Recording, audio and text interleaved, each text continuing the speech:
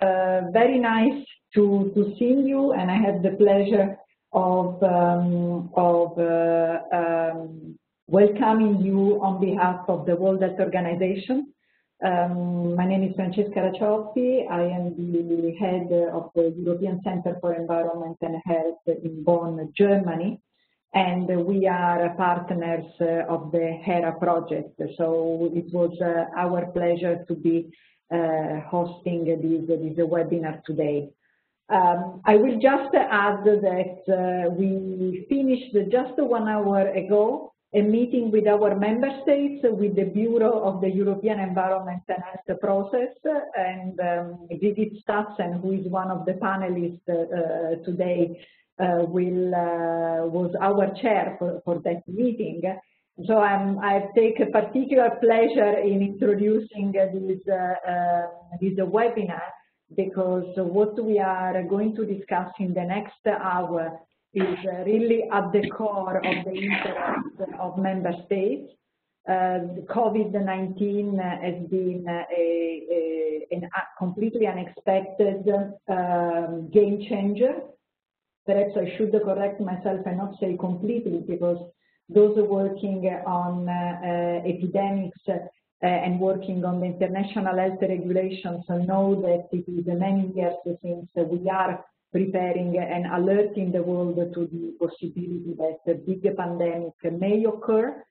Until now, however, we never experienced something spreading so quickly to so many countries and with so many rebound effects on every aspect of our life.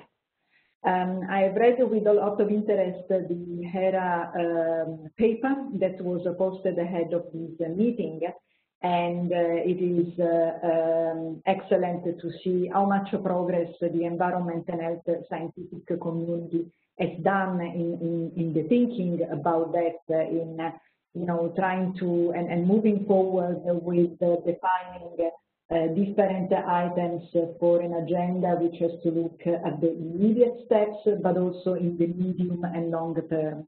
So each and every of our disciplines is going to be called upon to react and to intervene on this.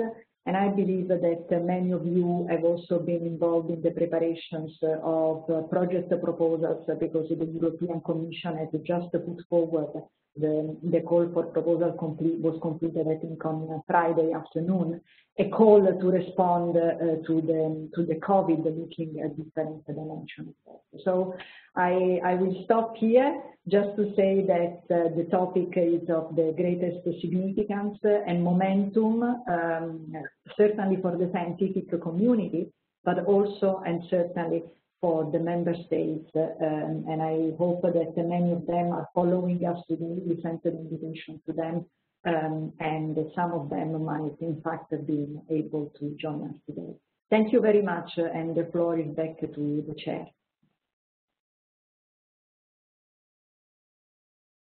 Thank you very much.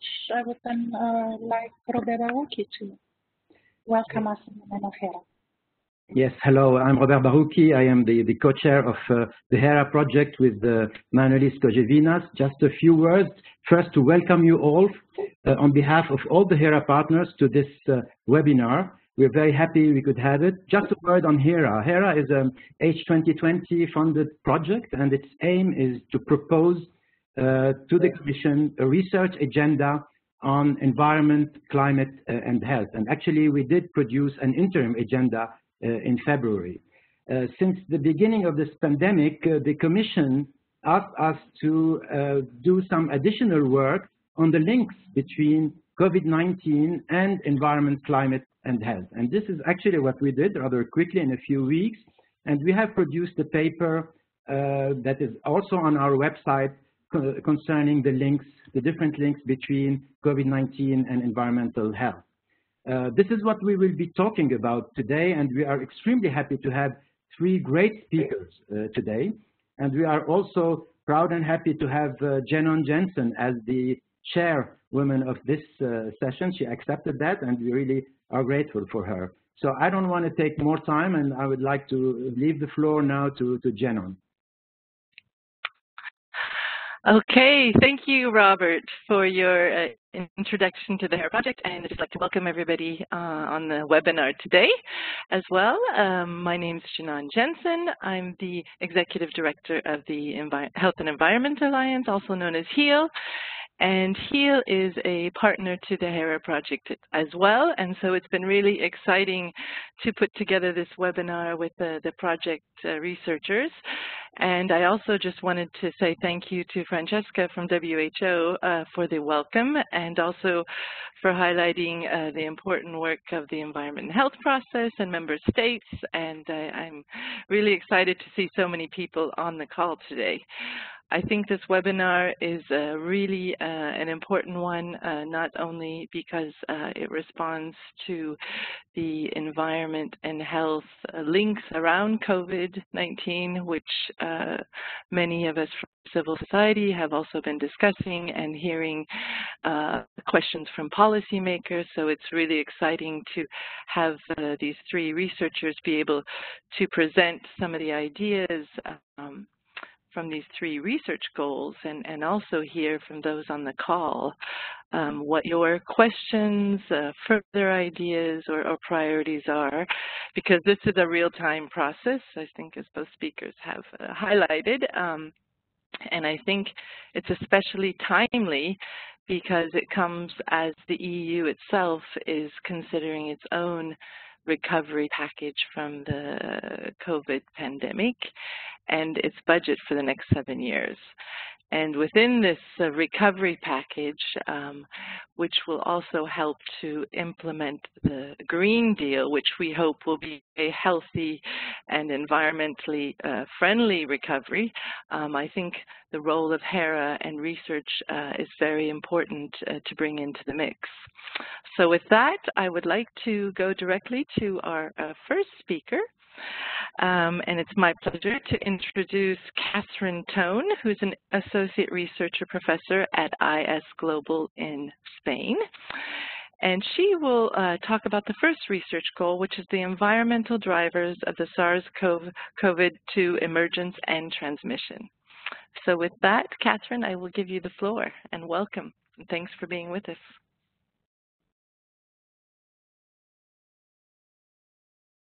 Don't think we can hear you yet, Catherine. How about now?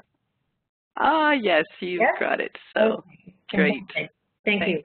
Well, thank you so much for the organizers of this very timely webinar on an obviously very important topic. And I will be highlighting some of the points that were made in the paper that Robert just mentioned regarding the environmental drivers of the emergence of the SARS-CoV-2 virus and its transmission. So many metaphors have been used so far in regards to the COVID-19 pandemic. It's been referred to as a mirror, a microscope. Here I've shown it as a magnifying glass, which when shown up against society really has revealed some very important societal challenges that we face and that are very relevant for environmental health. So this includes socioeconomic inequalities, as well as the scale of climate action that's needed to deal with the climate crisis that we are facing. So many of these societal challenges have been nicely addressed in the HERA interim document from the pre-COVID era in February. It's interesting to look back at that document and see where the research priorities that were identified there have particular relevance to the COVID experience that we're facing now. So I've highlighted a few places where the interim document has identified points that are particularly relevant for COVID, and that includes the need for improved understanding of the health benefits of biodiversity, the role of wild fauna and domesticated animals, and farming practices in the pathogen transmission and evolution, as well as the need for more research on the interactions between chemical exposures and microbial agents. So these general priorities have really gained in urgency and attention through the experience of, the specific case of COVID-19, but certainly their relevance goes beyond just the COVID pandemic. So what was included in the HERA COVID-19 paper regarding the research priorities for drivers of the SARS-CoV-2 virus emergence? That paper identified the importance of further research on the contribution of animal and human proximity and behavior, as well as the influence of upstream drivers like land use change and food systems on pathogen emergence. Clearly, this type of work requires very interdisciplinary research approaches that include not just the health sciences, obviously, but also ecological and social sciences. The HERA COVID-19 paper identified several drivers related to the spread and transmission of the virus. Those that were specifically listed in the paper are here in orange, and those include the very important topics such as the role of seasonality, climate in the transition, a very active area of research at the moment, as well as the specifics of how the virus is transmitted in air via aerosols, as well as the behavior and virulence of the virus in media other than air, for example, water, soil, and waste. So I've included a few additional points that weren't listed in the paper, but I think are particular ways in which environmental health research can really provide new knowledge that's relevant for understanding the drivers of the spread of SARS-CoV-2. And this includes the role of building design and ventilation, and linking in some of the very important work that's happening in the healthy buildings and indoor air community within environmental health. As well as better understanding of the role and design of transport systems at different scales, including the local scale as well as the international scale, which we know has had a major role in the speed of the transmission of SARS-CoV-2 globally. I also wanted to highlight here the really critical role of environmental exposure science in the COVID-19 pandemic. There are really some urgent research questions that are being addressed by exposure scientists regarding the effectiveness for exposure reduction methods, for example, the effectiveness of personal protective equipment. So some really important work going on in the exposure sciences. And I think it's important to highlight also that the drivers of the SARS-CoV-2 spread are not equally distributed across society and are overlapping and interacting with existing socioeconomic inequalities. So I think there's also an important sort of research priority there to understand how the environmental drivers of the virus spread, but also just COVID-19 in general, are interacting with existing environmental justice issues. The third research goal that was highlighted in the HERA COVID-19 paper regarding the spread of the disease focused on the need for improved modeling of virus spread. Clearly, there's a tremendous amount of work going on within the infectious disease community to model the pandemic, but there's an important role for environmental health to inform and improve that modeling by including knowledge on how environmental factors affect virus survival and spread. So, for example, this issue of seasonality, as well as other factors like exposure to UV radiation. Also, how to incorporate what we're learning about the effectiveness of exposure reduction measures into this modeling. There are a very important set of research questions around how immunity to SARS-CoV-2 infection may be modulated by environmental conditions and previous environmental exposures. And that knowledge would be very important to include into the modeling efforts around the pandemic to get more accurate models for the spread of the pandemic globally. So clearly there's a tremendous amount of heterogeneity between and within countries in terms of the health burden related to COVID-19. Much of that heterogeneity still remains unexplained, but I think environmental health research has an important role to play in explaining some of that heterogeneity and to inform different effective response and prevention strategies.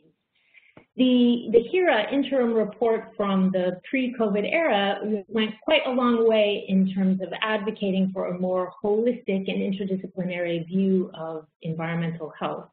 And the COVID-19 experience, in my view, doesn't radically change these environmental health priorities, but what it does do is really reinforce the need for this more holistic and interdisciplinary approach within environmental health, and I think interestingly shifts some themes like the role of environment in the risk of infectious diseases, which have been to date largely at the periphery of environmental health, into a much more central focus.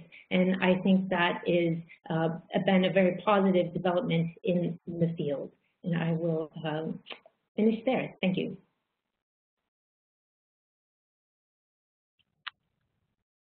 Thank you very much, Catherine, for that excellent presentation on the drivers and summing that up so quickly.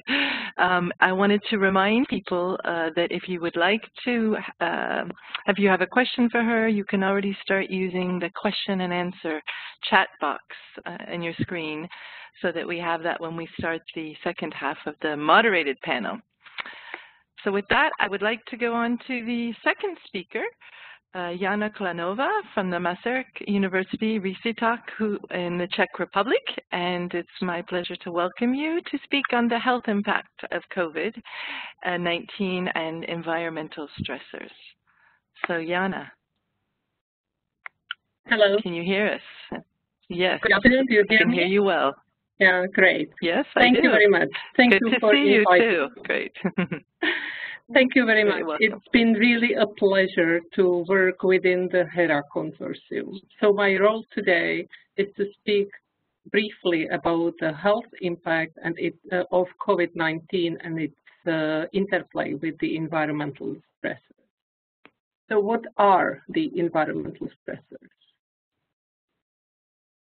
They include many things, including climate-related stressors like heat. It can be radiation. It can be urban environment with the noise and light pollution, especially the air pollution related to urban environment. But the most important part is exposure to toxic chemicals, which can happen via food, water, or consumer products.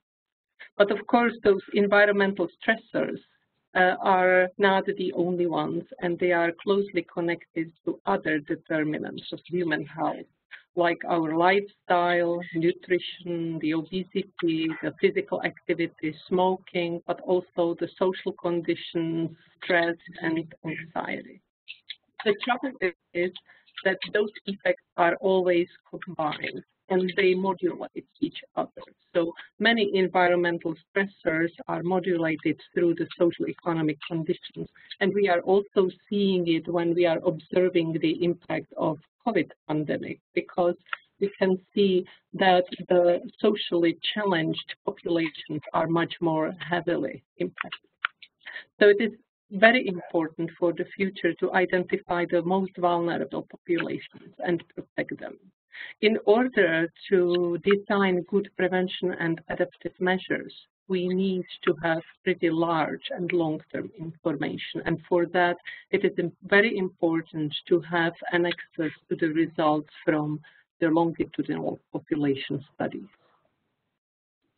So talking about toxic exposures, I said already that we can be exposed via inhalation, ingestion, or dermal contact, via air or our consumer products or cosmetics. And the cumulative effects of toxic chemicals are not really fully understood. Those chemicals have very different effects, but most important, many of them are disrupting endocrine system, and they can contribute to development of chronic conditions like the cardiovascular diseases, altered immunity responses, metabolic disorders, and all of them have been shown to make people more vulnerable to the impact of COVID-19.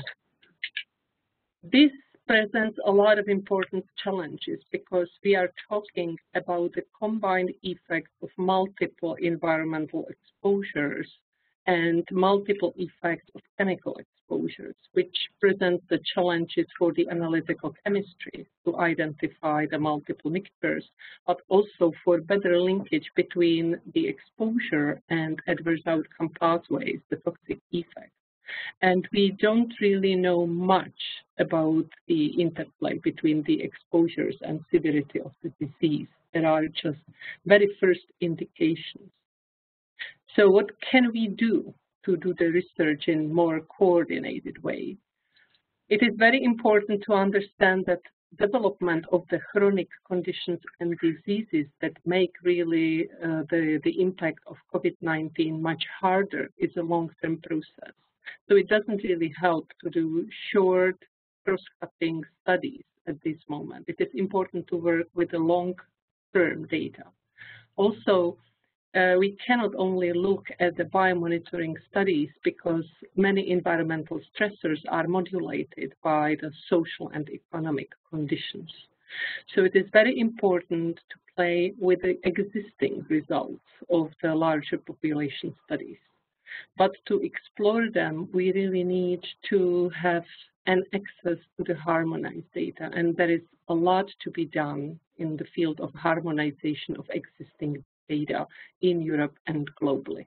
We need them to explore not only the exposure to the individual factors, but also individual responses, to study the protective factors, levels of antibodies, and identify the most vulnerable groups. This is important for development of the good prevention strategies in the future. So what we need to know and what we need to do, it's very important to build stronger resilience of the society for future pandemic. And this cannot be just one strategy for everybody because it is clear that there are big cultural, social, and health differences and inequalities. So it means we need to have a targeted approaches to building the resilience and drafting the future protective measures. And also we really need to learn the lesson from the current pandemic.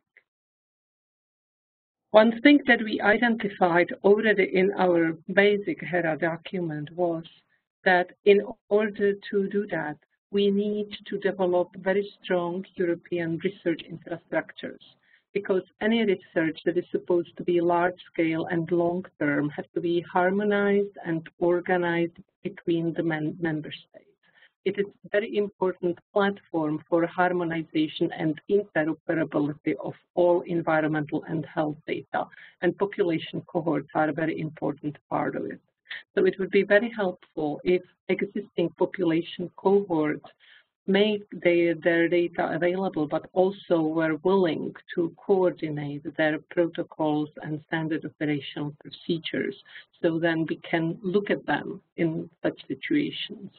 It is also important to have an access to the laboratories that are offering the advanced methods for assessment of toxic mixtures and their effects, but also data storage and management facilities, as well as tools for integrative data analysis and modeling.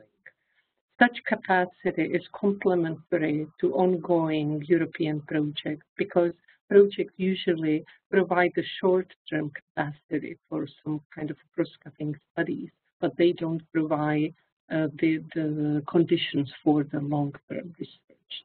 So in order to support building such pan-European infrastructure, we are organizing the new ESFRI project, which is the project for European Strategic Forum for Research Infrastructures, to build the new European infrastructure for environmental health research, which we believe will be a fundamental tool for environmental health research in Europe in the future.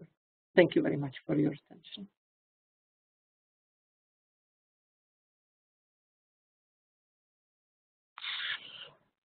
Thank you very much, Jana, for your presentation and on the health impacts.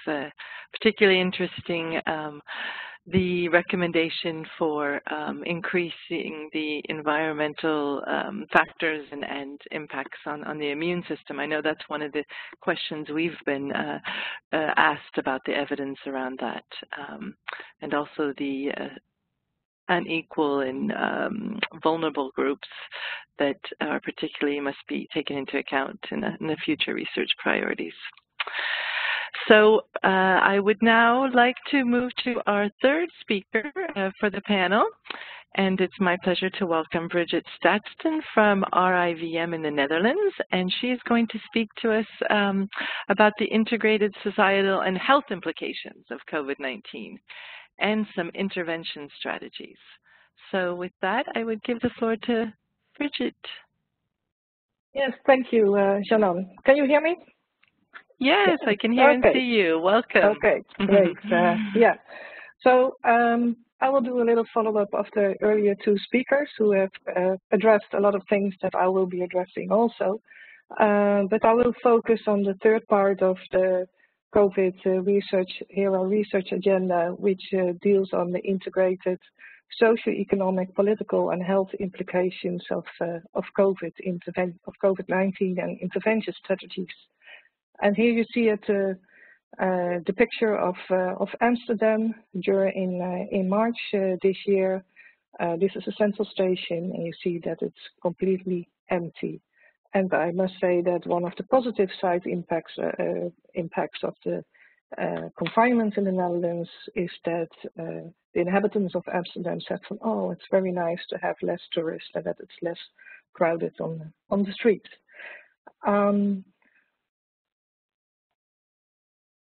So it's COVID and the confinement or lockdown measures in different countries has had an enormous impact and still has an enormous impact on health and well-being, on direct and indirect effects at the moment, but also in the long run. And it's very, very important to better understand the right impacts and identify those measures that in the long run will contribute to the future, to the prevention of future pandemics, but also those measures that are not, that don't have negative disadvantages for health, and measures that will protect planetary health.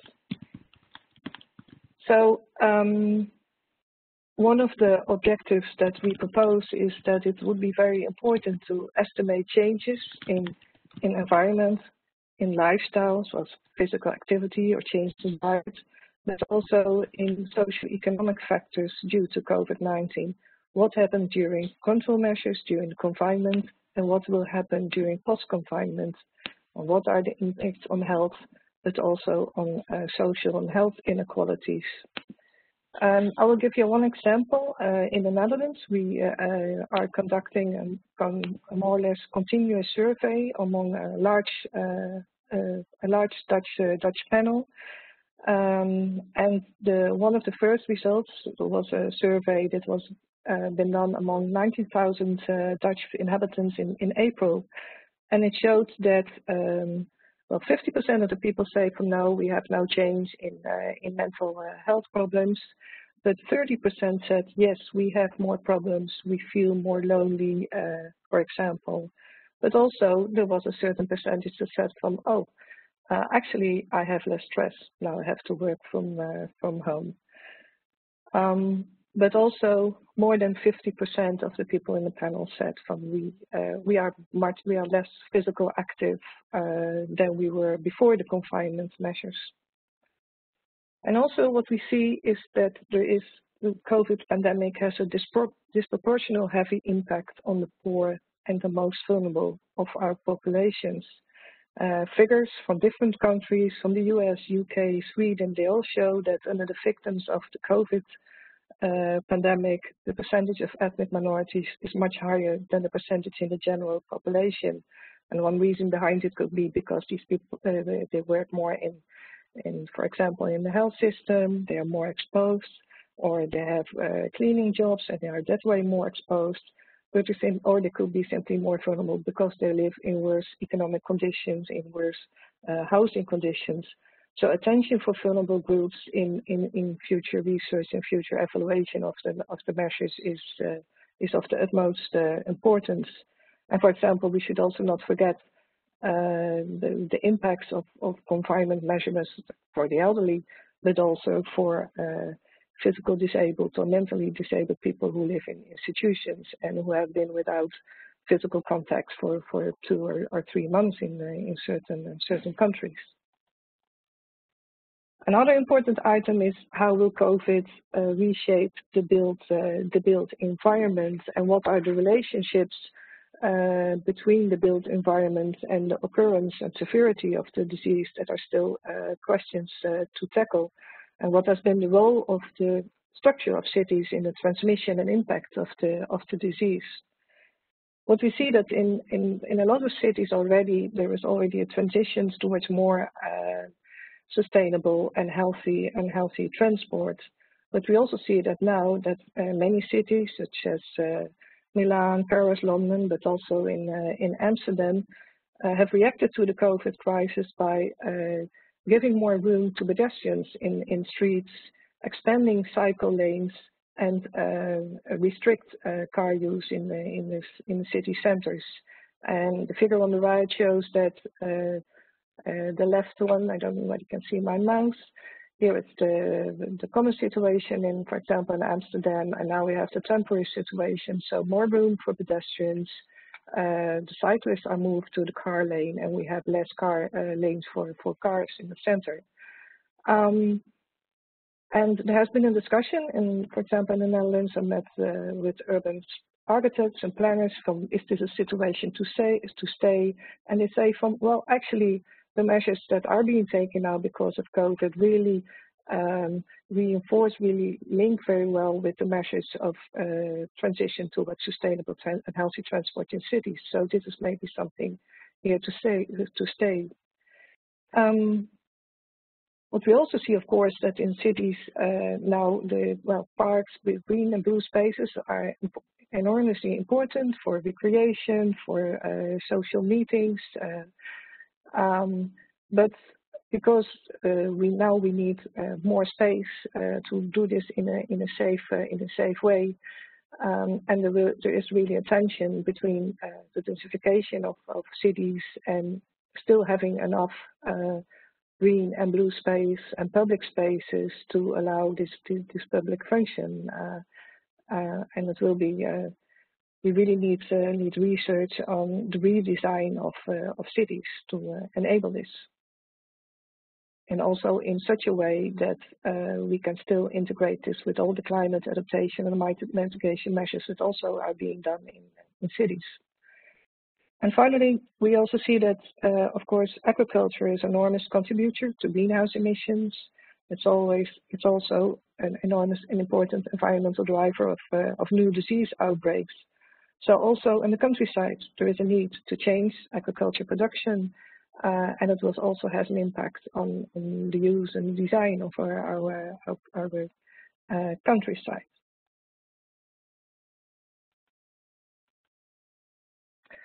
The work environment, the impact of COVID in the work environment is another important research objective. The objective is to look at the short-term risk in the work environment, especially the risks like stress and burnout, but also to develop evidence-based protocols to the prevention of these risks. And another objective is to look at to assess and evaluate the long-term risks of the COVID pandemic and post-pandemic periods on new economic settings, including types of employment, but also work patterns. We will encounter much more unemployment, and this will also have, of course, health implications. Most of us have been working from home the last couple of months, and the question is whether this trend will continue. And again, another Dutch survey showed that most people said, yeah, I would like to continue this one way or another. Maybe not for all days, but definitely for a couple of days. Especially now the schools have started, because the combination of being at home and also taking care of your children was a tough one for many people, I think.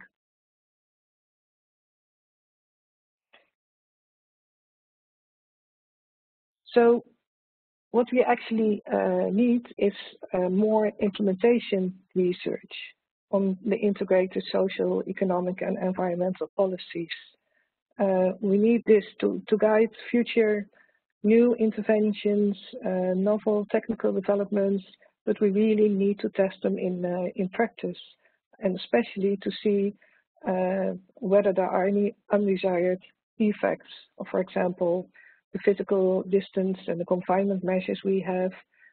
We need to see in practice whether what are the positive impacts, and how can we better design them.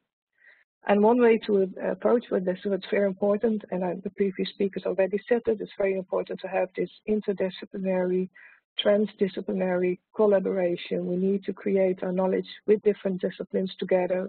We need to apply them together, and we need to share them. And we also need to use small experiments and combine this with living labs at large-scale cohorts to better understand what are the impacts of behavior change, what are the integrated impacts on health, and what are the social responses. And in this way, we can better identify those measures that have win-wins, that have a triple win, both for health, both for the environment, and also both for tackling inequalities. We need also to have a system that enables us to have a rapid scale up, a very quick link between science, practice, and policy. And we also should be careful. I'm not against new technology, but we also should very well test from what are the implications of applying this technology, what are the privacy issues, what are ethics issues. And the picture on the right shows an experiment, a small scale experiment in Rotterdam. It's a food garden, which is actually like a combination of environmental objectives, social objectives. Because here, people who have no access to the working market, to the labor market, here they have an opportunity to work and also an opportunity to get a job later on. A very nice example of private and public partnerships. And finally, how can research contribute to a sustainable society? We really should learn from COVID to prevent future crises. And we think that trend analysis and scenario studies are very important to do this. We need to involve citizens in our research, we need to create trust, but we also need to think about the language we use. And in order to do this, we need which was also addressed in the first interim agenda, a transformatory change process. We need change as well in research, as well in our actions. We need changes at different levels in society and organization. We need to make them happen at the same time, and it will be something new, maybe in our research approaches. But it will definitely help us to strengthen the support of governance, to have a quicker link from knowledge to practice to policy. And also a transformative change process will really help in achieving a better planetary health and in achieving this triple win of promoting environment, promoting health, and reducing social inequalities. And I think the previous speaker, but also here, it shows that what we need to work together. We need integrated monitoring systems, we need integrated research infrastructure systems, and we need a global plan. And I would like to finish with this quotation from Yuval Noah Harari in I think it was in May in the Financial Times. He said, humanity needs to make a choice. Will we travel down the route of disunity, or will we adopt the path of global solidarity? And if we choose global solidarity, it will be a victory not only against the coronavirus, but against all future epidemics and crises that might assail humankind in the 21st century. And I would like to finish with this citation. Thank you. Thank you, Bridget, for that excellent, nice to finish with that quote, and also the presentation, which gave us lots of examples of how we can rebuild or reshape our built environment, look at our work environment, and also I liked the idea of the food gardens. I think that's really an excellent example to share. And also recommendations on involving civil society in the research and solutions that we develop. So thank you. I would now like to remind people to do put any questions they have in the question and answer chat box, and go into our second part of the webinar, where I would like to go back to some of the speakers and ask a few questions. One of the questions we received was with the first presentation of Catherine, and the participant from the audience is asking says that they very much agree that climate action is needed. However, they would like a more detailed explanation of how climate is linked to the pandemic. So maybe I could ask Catherine to answer that first question, and if any of the other speakers would like to come in, you're very welcome as well. Sure. So hopefully I've unmuted myself. So what I had in mind with that comment is really that during the lockdown, there were some reductions in emissions of CO2 and other greenhouse gases, but overall, if you look at the past year, that reduction in emissions is quite small, basically negligible. That year on year, the trends are still increasing. So I think what was meant there is that what the lockdown was quite a dramatic response to the emergence of this new virus, but I think it really shows the scale of what's needed to really tackle the emissions of greenhouse gases, and that even this very dramatic experience shutting down economies and for some period of time didn't have as big of an effect as I think some people were expecting. So we need to be thinking in a much more ambitious way about decarbonizing our society to meet the climate goals that we've already set out. Okay, thank you, Catherine. Would anybody else like to comment on that, or can I go to the next question? Just come in if you want to, either Jana or Bridget. Yeah, this is Bridget. It's also that there is an overlap between drivers behind this pandemic and the drivers of the climate crisis. But there's also an overlap, which I pointed out a little bit in my presentation, in the measures. So, for example, the things that are being done in cities anyhow can also maybe help in further prevention of spreading of the disease. So there is I think that's also like a link with climate. Yes, thank you. Okay, thank you. Another question I have is with regard to, and this is for each of you, is to bring some of the research priorities you've discussed and around COVID and environmental health, and bring it back down to the policy level. And just if you could share any examples of questions you may have received from policymakers around this in your own governments or settings or research institutes that you would like to share with the audience. So I don't know if would like to respond to that, how you have been interacting with policymakers? Maybe I can start. Great, thank you, Jana. Because, you know, as soon as the crisis came, we've been asked whether we can use the population studies to really address the situation with the antibodies. Because in many countries, they organized the studies that were focused on, you know, how much of the population were exposed to COVID.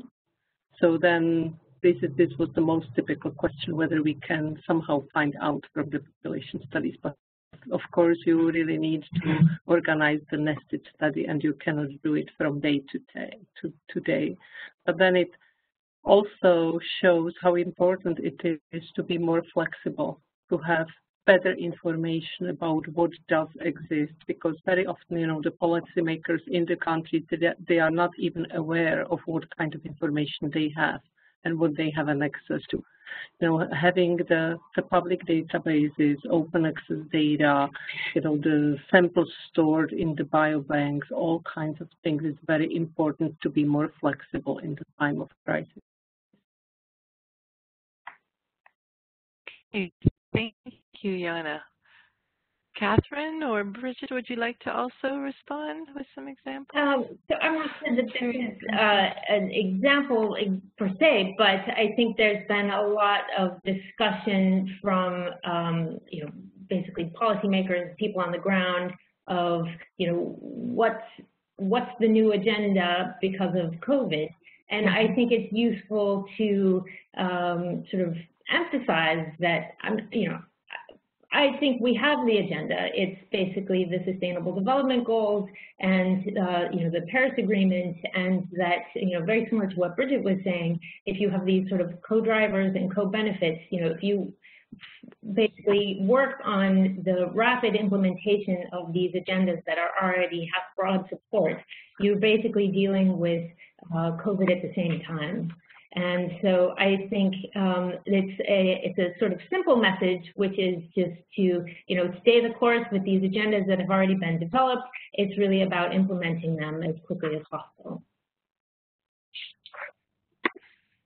Okay, thank you, Jess. I think that's also similar to what the EU is doing in the context of before COVID. There was the Green Deal, the European Green Deal, and now following and after this post-COVID period, there's also this commitment from policymakers to continue with the Green Deal and to use the recovery as a way to increase investment and, as you say, speed up to get the co-benefits for health and for the Sustainable Development Goals. Bridget, did you want to add? Yes, go ahead. Please. Did you want to yes, add? Yes, Great, thank you. I will pick out two examples because we got many questions for the government, and especially my colleagues from the infectious diseases department. Of course, they were busy with providing all the data on the acute spreading of the disease and the impacts. But before also we got a question to develop, implement COVID behavioral unit, and this unit really has the task to well, look at the measures that have been taken right now and see from, okay, are people complying with them? What are the problems in compliance, and how can we change that for the future? For an example, and they're also responsible for this survey I talked about, and finally also in doing interviews with more groups that are more difficult to reach and get their impressions and their wishes and needs. The impact on their situation. So that's, and also, and of course, we got questions on the relationship with air pollution. But one research that is being started is because in the Netherlands, the pandemic started in the south of the Netherlands. Of course, it also had to do with festivities, with carnival and with tourism. But this is also the area where there's a lot of intensive farming.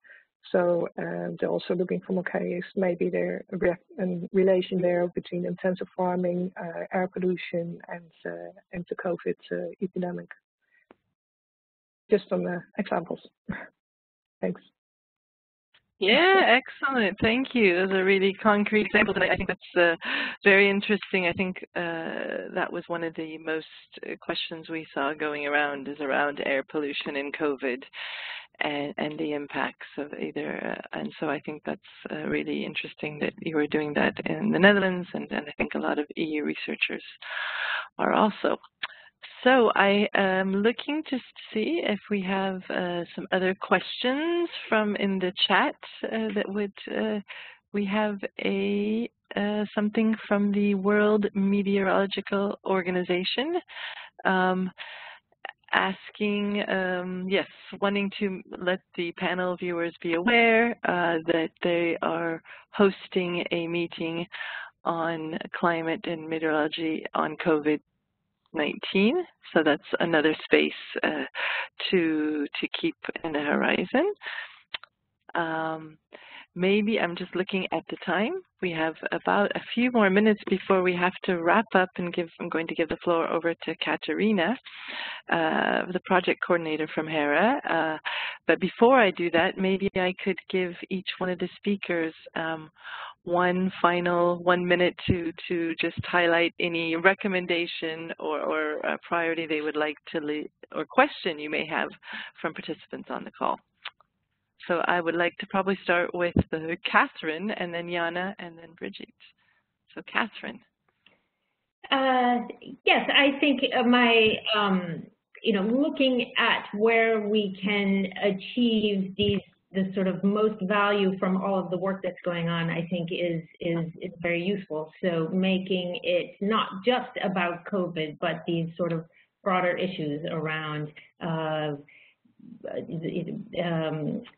sustainable development and dealing with some of these upstream drivers that are relevant for many, many things, and COVID is just one sort of manifestation of them, I think is an important sort of guiding principle as we structure our research priorities going forward. It's obviously not just about COVID. There's a sort of risk there that everything's too narrowly focused, and it's, I guess, this sort of advocating for a broader view.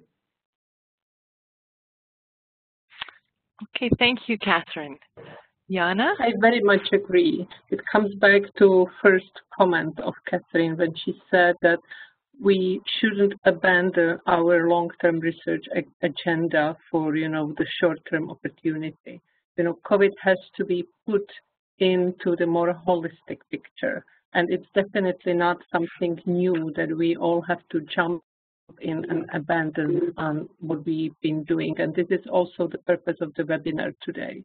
We wanted to show that it has the ground on which this pandemic was developed, and we need to do more about it in order to be more resilient and more adaptive in the future. So we just have to continue in what we are doing, maybe, seeing the bigger perspective. Thank you, Jana. Okay, give the floor to Brigitte. Yes, thank you. I think I'm going to finish with, again, a citation, and this is a citation from Dr. Tedros from WHO in May on the World Health Assembly, where he said, "This pandemic is a reminder of the intimate and delicate relationship between people and planet. And any efforts to make our world safer are doomed to fail unless they address the critical interface between people and pathogens and the existential threat of climate change that's making our Earth less habitable." So he clearly makes this link that this link to climate also, and I fully agree with Catherine and Jana that we shouldn't forget the wider perspective, and in dealing with this wider perspective, we will also deal with COVID. Thank you. Great for that final citation about the intimate connection between people's health and our planet. I think that's a very nice way to close this panel. And I want to thank all three of you again for being with us today. And also just those on the call, that this is just the first discussion, and we look forward to continuing this conversation in the weeks and months and years to come. So with that, I would give the floor over to Katarina, who's going to wrap up our session. And thank you. Thank you very much, Jenon, and good afternoon, everyone. I hope you can hear me. And thank you very much to all our panelists and to Jenon for having a lively debate.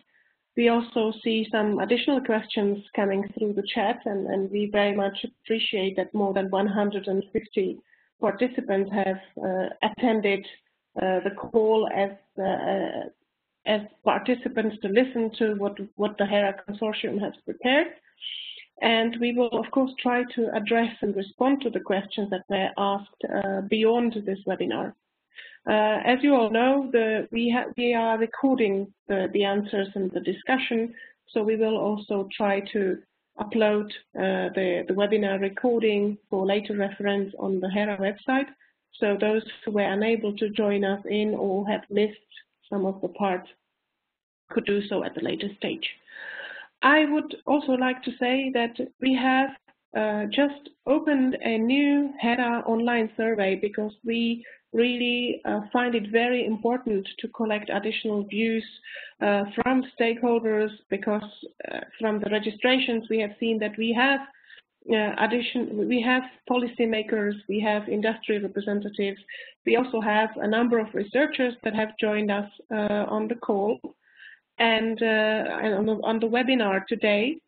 And it is really a great pleasure to share collective minds and then to come up with questions and ideas. And I think there were some new ideas also put forward by our panel speakers. So we would like to thank very much to all three speakers we have today, because the HERA consortium team, which is 24 countries and more than 100 people, will be working hard, working with the input that we receive from you, and you can also share the possibility to respond to the online survey and further consult the documents we prepared, be it the interim research agenda or the COVID paper online. And we will, there is on the HERA homepage, we've just opened a poll for survey which will be open several weeks to collect your further feedback. And if you allow me, we would also like to open a quick poll now, because that would allow us to further adapt our future HERA webinars or activities to reach out to different stakeholders. So if I can ask our hosts from WHO to open up a poll for us. It's a quick, and I hope I can keep still speaking throughout. So very shortly, there should be 2 poll questions appearing. Oh, the first question now, which is how should a future webinar look like? And there are 3 options. So if you can click on one of those options, it would be greatly welcome. And then the second question, which will appear exactly 24 seconds from now, will be asking you what are your preferred topics. So here, please select one answer if you can, and we will very much appreciate this. Please hit the submit button on the bottom of the screen, and of course we will also share the outcomes of the discussions and of the polls on the HERA website, so there will always be a follow-up. As it was said earlier at the start of the call, due to technical problems, we are not able to download the presentations right now at the end of the webinar, but we will make them available on the HERA website so that any interested participant is free to download the presentations for the future reference. So I think that this concludes, and Julia, I think that we will probably should have the poll question, the first one, ended. So can we put up the second poll question now? Thank you very much. So there is a preference to have the similar format as of today and for the moment. So can we also put up what would be the questions that people prefer? And there are several minutes of your time that we ask, but we will not keep, I will not keep talking throughout all that time. So we are very, very thankful for your participation, and we wish you a lovely afternoon, and please stay tuned, follow our website or Facebook. We will be bringing you more news, and thank you very much, WHO, for hosting our webinar, and Jenon for being such a great moderator. Everybody, have a lovely afternoon, and let's keep on working to make our healthy future, including the environment and climate change. Thank you very much, everyone, for your participation, and we look forward to hear the questions or your answers to the second poll question. Thank you.